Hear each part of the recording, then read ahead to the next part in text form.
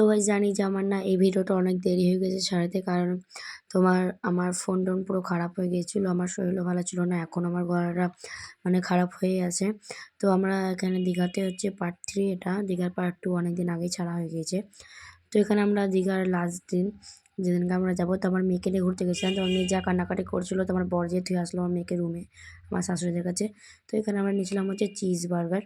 Cheese বার্গারটা নেওয়ার পর আমরা নিয়েছিলাম হচ্ছে তোমার চিকেন কাটলেট।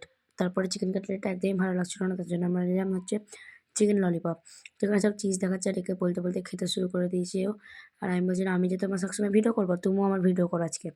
তো তার জন্য ও আমার ভিডিও করছিল আর আমি অনেক বড় বাইট নিয়েছি একটা, প্রথম বাইটেই। দেখো, আর বার্গারের মধ্যে না চিকেন মোমো ছিল। তো আমি চিজ দেখাচ্ছিলাম।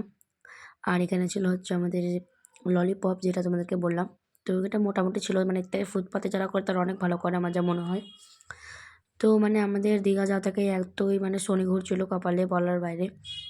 তো আমাদের ফোন খারাপ হয়ে যাচ্ছিলো, একবার এই খারাপ হয়ে যাচ্ছে, তো একবার চার্জার খারাপ হয়ে যাচ্ছে, তো এরকমই করে বেড়াচ্ছিলাম। আর এটা তো বলোই না, এটা এতই খারাপ খেতে।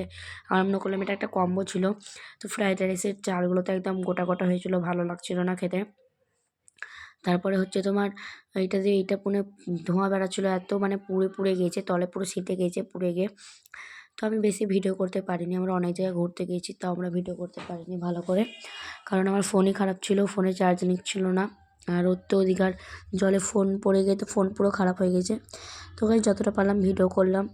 ভিডিওটা ভালো লাগলে লাইক, কমেন্ট, শেয়ার, সাবস্ক্রাইব করে দিও। আর আমাকে চ্যানেলটাকে ভালোবাসা দিও। তো গাইস টাটা, বাড়িতে দেখা হবে।